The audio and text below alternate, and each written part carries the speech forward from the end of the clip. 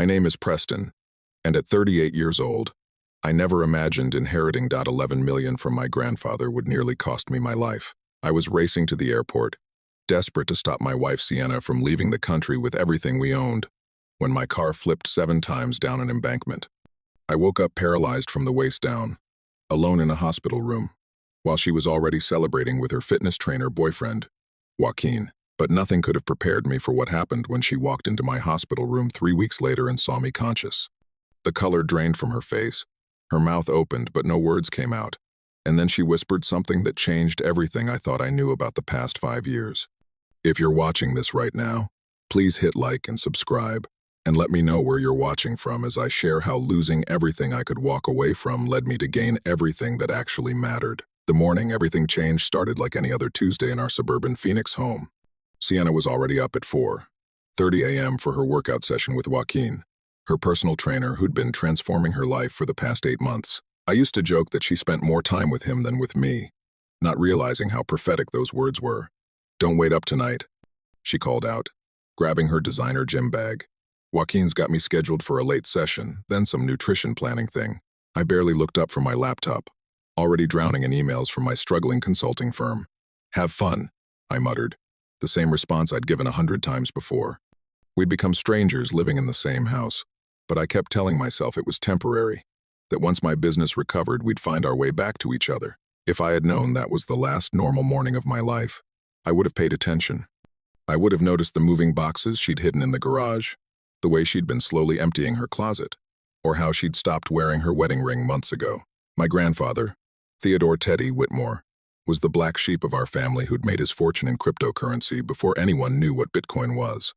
While my father dismissed him as a gambling fool playing with fake internet money, Teddy quietly built an empire from his ranch in Montana. He lived alone after my grandmother passed, surrounded by computer servers and rescue horses, an odd combination that somehow made perfect sense for him.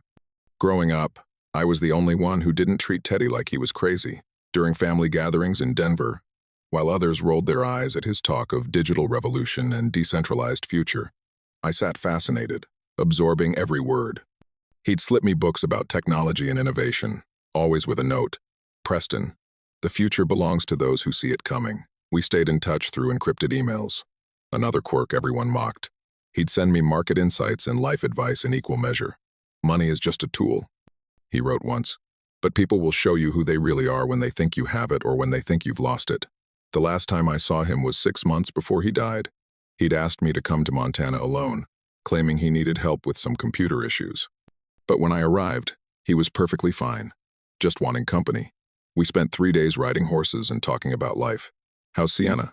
he asked one evening, his eyes shrewd despite his age. "She's good," I said automatically, going through some self-discovery phase with all this fitness stuff. He studied me for a long moment. "Preston, I've lived long enough to know that when someone's discovering themselves, they're usually planning to leave whoever they're with." I laughed it off then, but his words haunted me later. Before I left, he grabbed my shoulder with surprising strength. "Whatever happens, remember, you're stronger than you think, and sometimes the worst falls teach us we can fly." 2 months later, he died peacefully in his sleep, leaving behind a legacy nobody expected. Sienna and I had been married for 5 years, together for 7. We met at a tech conference in Austin where she was promoting her lifestyle coaching business, and I was desperately trying to network my way to success. She was magnetic, bronze skin, natural charisma, and an infectious laugh that made everyone want to be near her. I was the introvert who somehow caught her attention by fixing her laptop during a presentation crisis. "You saved my life," she'd said, those green eyes sparkling. "Let me buy you dinner." One dinner turned into a whirlwind romance. She made me feel alive, pushed me out of my comfort zone. I helped ground her wild ambitions with practical planning. We were opposites that seemed to complete each other perfectly. The wedding was small but elegant, paid for mostly with my savings and her social media sponsorships. The first 3 years were everything I'd hoped for. We lived in a decent apartment in Phoenix, working side by side to build our dreams. I launched my IT consulting firm while she grew her online coaching presence.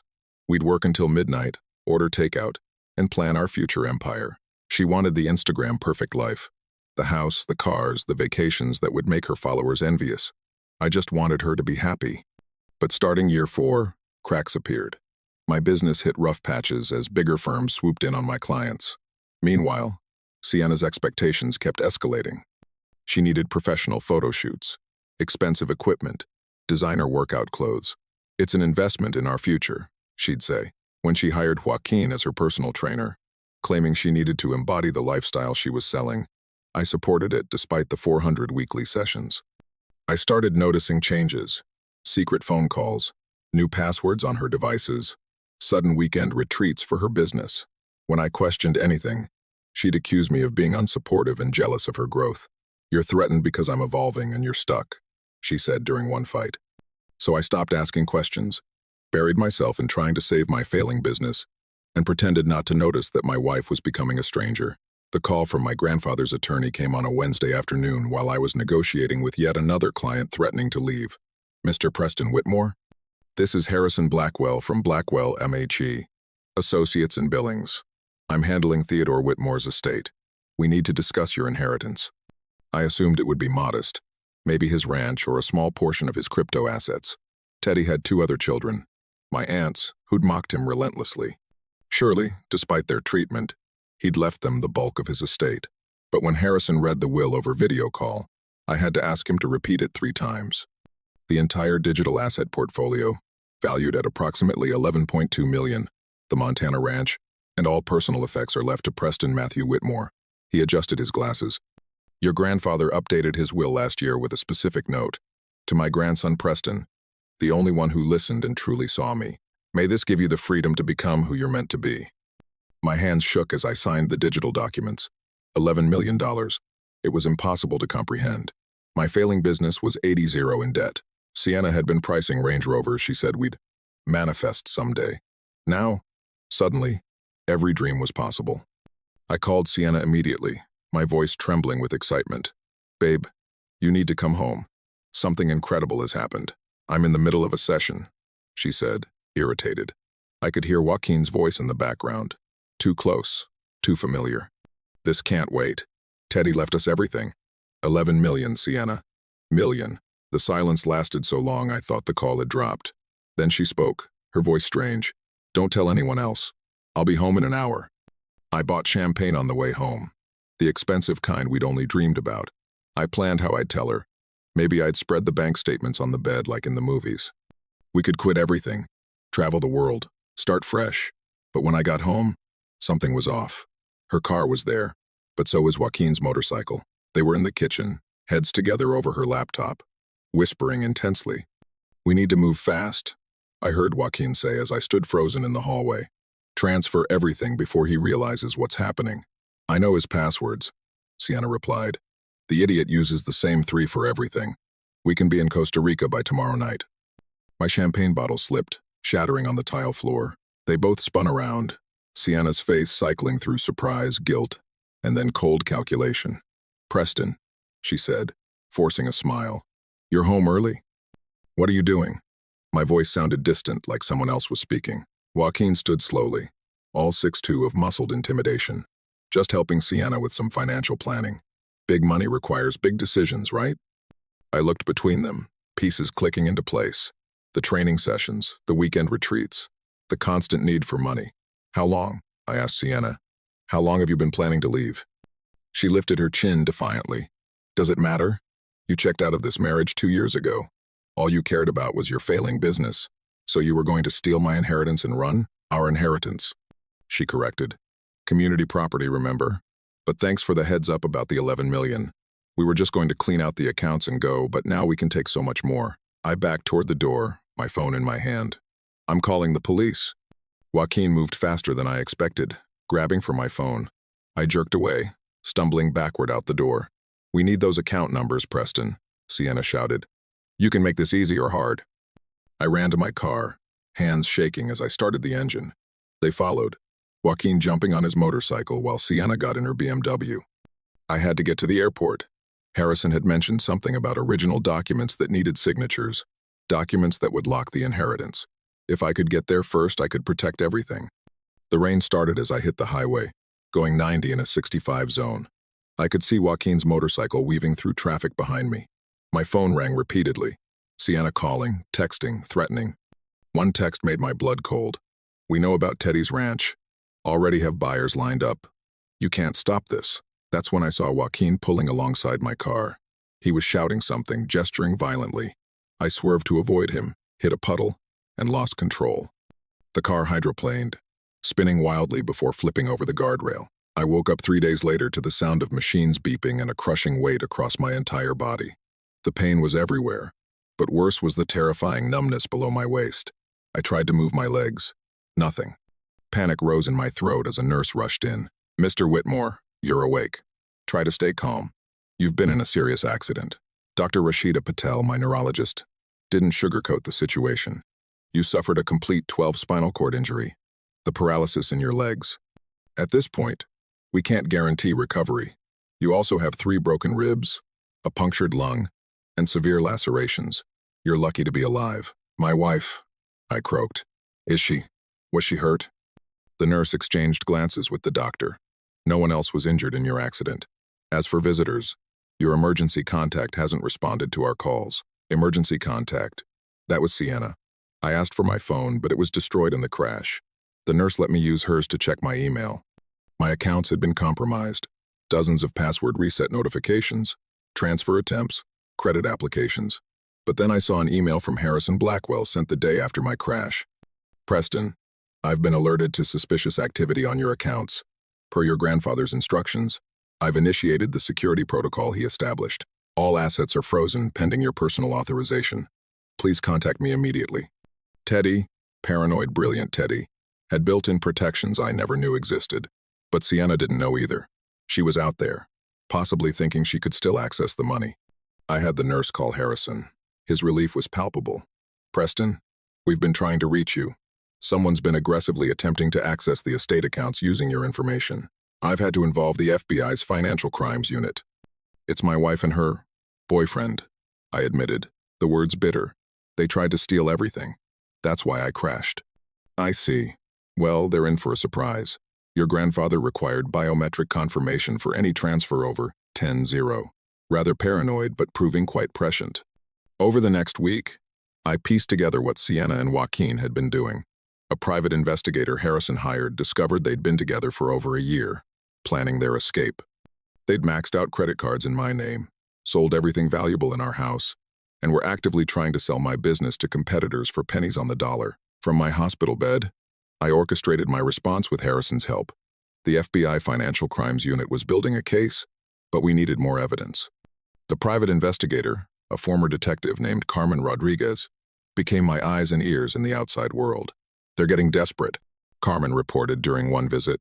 "Your wife has been telling people you're brain dead, trying to get power of attorney. She's even contacted a lawyer about having you declared incompetent." "Let her try," I said, my resolve hardening with each revelation. "What else?" "She and the boyfriend are still in Phoenix, staying at his apartment. They've been meeting with some shady characters, possibly trying to get fake documents to access your inheritance through other means. And Preston."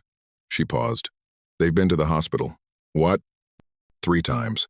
They've tried to get in to see you, but security turned them away per your instructions. The last time, your wife caused a scene, claiming she had the right to see her husband. She told anyone who'd listen that your family was keeping her away." I learned that Sienna had been spinning an elaborate story on social media. The devoted wife barred from her injured husband's bedside by his cruel family. Her followers were sending her money, supporting her through this difficult time. Meanwhile, she and Joaquin were living in his luxury apartment, funded by the 50-0 they'd managed to steal from our joint account before everything was frozen. Dr. Patel was concerned about my mental state. "You need to focus on recovery, not revenge," she advised. "This isn't revenge," I clarified. "It's justice. And knowing they can't touch my grandfather's gift, that's the best therapy I could ask for." 2 weeks into my hospital stay, Harrison arrived with crucial documents. "Your grandfather left something else," he said, producing a sealed envelope marked, "Open only if Preston is betrayed." Inside was a handwritten letter and a USB drive. The letter read, "Preston, if you're reading this, someone you trusted has shown their true nature. On this drive is every email, every piece of advice I ever gave you about protecting yourself. But more importantly, there's a video message I recorded last year. Watch it when you're ready to stop being a victim and start being a survivor. Remember, the phoenix rises from its own ashes." Week 3 of my hospitalization brought the confrontation I'd been both dreading and anticipating. I was in physical therapy, strapped into a standing frame, when the commotion started in the hallway. Through the glass doors, I saw Sienna arguing with security, Joaquin beside her, and surprisingly, a woman I didn't recognize, elderly, well-dressed, with sharp eyes. "That's my husband," Sienna shrieked. "I have rights." My physical therapist, Andre, looked at me questioningly. "Let them in," I said, my voice steady. "But keep security close." They burst through the doors, Sienna rushing forward with tears I knew were fake. "Preston, baby, they wouldn't let me see you." She reached for me, but stopped short when she saw the standing frame, the obvious paralysis. "Hello, Sienna," I said calmly. "Joaquin. And you are?" The elderly woman stepped forward. "Dolores Castellano, I'm Joaquin's grandmother, and I think it's time everyone heard the truth." Joaquin's face went white. "Abuela, what are you doing here?" "Stopping you from becoming your father," she snapped, then turned to me. "Mr. Whitmore, what my grandson and this woman haven't told you is that this isn't their first attempt at this scheme." Sienna grabbed Joaquin's arm. "We should go. Now." "No," Dolores continued, her voice stronger. "You're going to stand there and listen. 5 years ago in Miami, they did the same thing to a man named Robert Chen. Joaquin seduced his wife. They stole his identity, emptied his accounts. The man had a heart attack from the stress. He survived, but barely. The room was dead silent. Even Andre had stopped pretending to check equipment. Sienna's face had gone from red to ghostly pale, her mouth opening and closing like a fish gasping for air. No words came out. "That's why you moved to Phoenix," I said, understanding flooding through me. "You were running. Robert couldn't prove anything," Joaquin said defensively. "It was all circumstantial." "Because you destroyed the evidence," Dolores interjected. "But not this time. I've given everything to the FBI. Recordings, documents, everything I've collected." Sienna finally found her voice, but it was barely a whisper. "You don't understand. I was supposed to. We were just..." But she couldn't finish, couldn't speak the truth aloud. Dolores pulled out a tablet, her aged hands steady despite the tension. "Mr. Whitmore deserves to know everything." She showed me a photo, Sienna and Joaquin at what appeared to be a wedding, but the man beside them wasn't me. "Vegas, 6 years ago," Dolores explained. "They never divorced. Your marriage to her was never legal." The floor seemed to tilt. 5 years of marriage, and it was all a lie. Every anniversary, every "I love you," every promise, built on a foundation of fraud. "The con was always the same," Dolores continued. "Joaquin would become a trainer at high-end gyms, identify wealthy but struggling men through their wives. Sienna would join as a client. They'd identify the perfect mark, someone isolated, working too hard, losing connection with their spouse. Then Sienna would seduce and marry them, while Joaquin played the role of the friendly trainer who was just helping out. But I wasn't wealthy," I protested. "I was barely keeping my business afloat." Joaquin laughed bitterly. "You were supposed to be a quick score, small business owner, some savings, maybe a life insurance policy. But then you started talking about your grandfather, his crypto investments." Sienna wanted to play it longer, see if there was real money there. 5 years, I said, looking at Sienna. "You spent 5 years of your life on a maybe." Her composure finally cracked completely. "You were supposed to give up, sell the business, cash out your 400 and ONEC, something. But you just kept fighting, kept trying. And then," she trailed off, "then you actually started to care," Dolores said quietly. "I watched it happen. You'd come to family dinners, conflicted, saying Preston was different. That's why you've been so sloppy this time. You broke your own rules. You caught feelings." "Shut up," Sienna screamed. "You don't know anything." "I know you cried for 3 days when you heard about his accident," Dolores replied. "Before you knew about the inheritance. Joaquin had to convince you to continue with the plan." The room felt suffocating. Carmen Rodriguez entered with 2 FBI agents. "Mrs. Whitmore, or should I say Mrs. Castellano, you're under arrest for identity theft, fraud, and conspiracy to commit grand larceny." As they cuffed her, Sienna looked at me one last time. "The first year was a con," she said quietly. "But after that, Preston, I'm sorry. I'm so sorry." The arrests made the Phoenix Evening News. Fitness couple arrested in elaborate marriage fraud scheme. Ran alongside photos of Sienna and Joaquin being led away in handcuffs. The story went viral when people realized Sienna had been documenting our perfect marriage on Instagram the entire time, building her coaching business on a foundation of lies. Harrison worked with the FBI to untangle the financial mess. They'd attempted to steal over 11 million but had only managed to access about 50, before Teddy's security measures kicked in. That money was recovered from Joaquin's apartment, along with evidence of their previous crimes. Your grandfather was paranoid about digital security for good reason, Harrison told me. He'd been scammed once in the early days of Bitcoin. Never forgot it. Every protection he built into your inheritance was based on ways people had tried to steal from him. The legal proceedings were swift. Faced with Dolores's evidence and the FBI's investigation, both Sienna and Joaquin pled guilty. Joaquin got 7 years for the combined crimes across multiple states. Sienna received 4 years, with the judge noting her cooperation and what he called evident emotional conflict about her actions. During the sentencing, something unexpected happened. Robert Chen, their previous victim, attended the hearing. Afterward, he approached me in the courthouse hallway. "I wanted to thank you," he said. "For 3 years, everyone thought I was crazy, that I'd made it all up. You gave me closure." We talked for hours. Robert had rebuilt his life, started a new business, even remarried. "The paralysis," he said gently. "It doesn't define you. What you do next does." Carmen's investigation revealed the full extent of their scheme. They'd created fake charity organizations, sold my business client list to competitors, and even tried to take out life insurance policies in my name. Each discovery felt like another betrayal, but also another bullet dodged. Dolores visited me one more time before returning to Miami. "I failed my grandson," she said sadly. "His father was the same way. Charming, ruthless, always looking for the easy score. I hoped raising him myself would change things, but some patterns run too deep." "Why did you come forward?" I asked. "Because I watched you on the news, paralyzed, betrayed, but still fighting. You reminded me that victims are real people, not just bank accounts." I couldn't stay silent anymore. 6 months after the accident, I was released from the rehabilitation center. The doctors were cautiously optimistic. I'd regained some sensation in my legs, though walking remained a distant dream.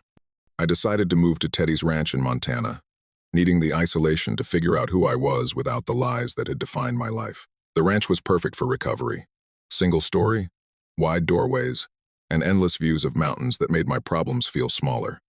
I hired a live-in physical therapist named Marcus, a former Army medic who didn't believe in the word can't. "Your grandfather modified this place," Marcus noted, showing me subtle ramps and grab bars that looked decorative but were fully functional, like he knew someone might need them someday. I found Teddy's video message one quiet evening. His familiar face filled the screen, older than I remembered but eyes still sharp. "Preston, if you're watching this, someone broke your trust. Maybe your heart too. But here's what I learned, losing everything in the .com crash.